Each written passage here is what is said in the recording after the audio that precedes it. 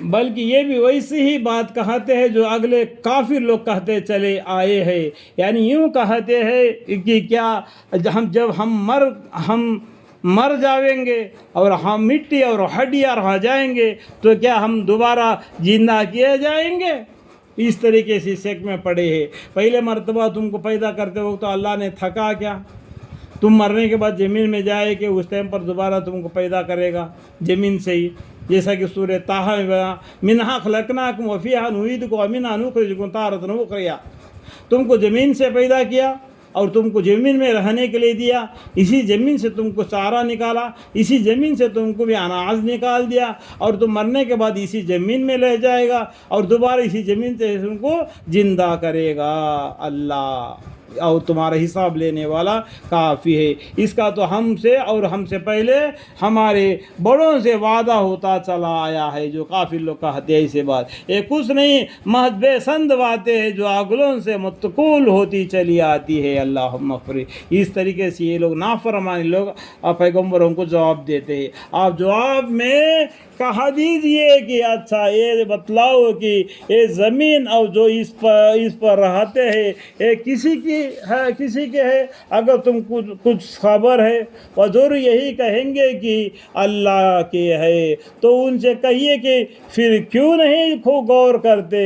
دیکھو یہ آیت کو میں دوبارہ پڑھتا ہوں، آپ کہہ دیجئے، دیکھو آپ کا معنی کون ہے؟ ہمارے پیغمبر صلی اللہ علیہ وسلم۔ دیکھو انڈائریکٹ ہمارے پیغمبر صلی اللہ علیہ وسلم کا نام آیا کیا نہیں؟ بہت سی جگہ پر ہمارے پیغمبر صلی اللہ علیہ وسلم کا نام آیا ہے۔ آپ جواب میں کہہ دیجئے کہ اچھا یہ بتلاؤ کہ یہ زمین اور جو اس پر رہتے ہیں یہ کسی کے ہے؟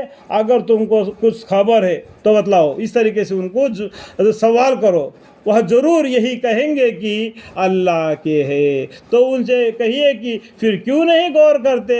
تو یہ اللہ کے ہے سب کچھ، تو ننگا آیا ننگا چلے جائے گا، اتنا تیرے کو معلوم ہے، یہ میرا تیرا کر کے کیوں بیٹھا؟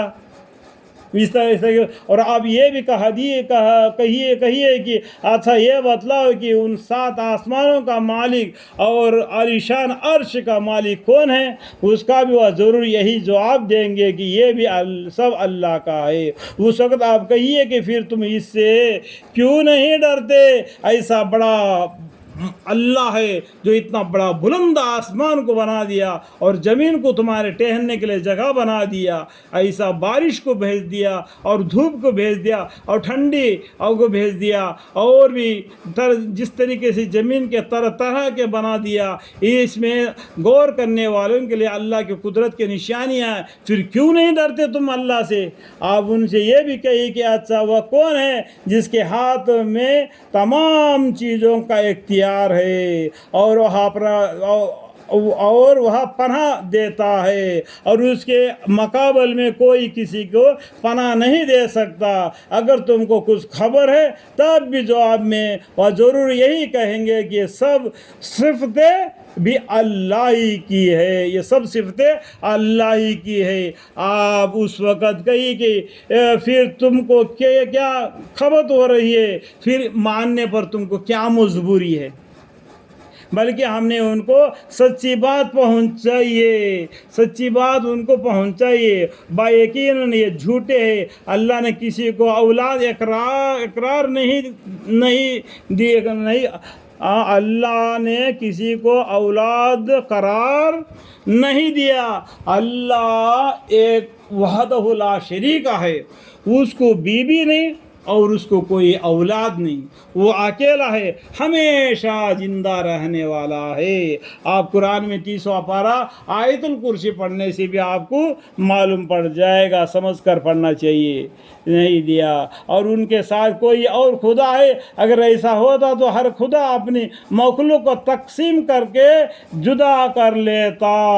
اگر 2 اللہ ہے، 3 اللہ ہے، اگر یہ 3 گئے ٹرینٹی، جیسا کہ ہندو لوگ یا نصرانی لوگ اور کچھ لوگ کہتے ہیں ٹرینٹی میں مانگتے ہیں، ٹرینٹی نہیں، ایک ہے۔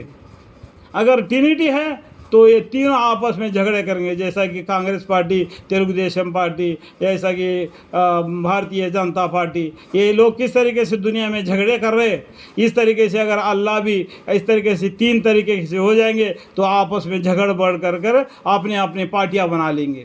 ये ऐसे ट्रिनिटी नहीं, ایک اللہ ہے، وحدہ لا شریک لہ ہے، لا الہ الا اللہ محمد الرسول اللہ صلی اللہ علیہ وسلم، اور ایک دوسرے پر چڑھائی کرتا، یہ آپس میں ایک دوسرے پر لڑ جھگڑ پڑتے، جس طریقے سے اب یہ دنیا میں آپ خود دیکھ رہے ہو۔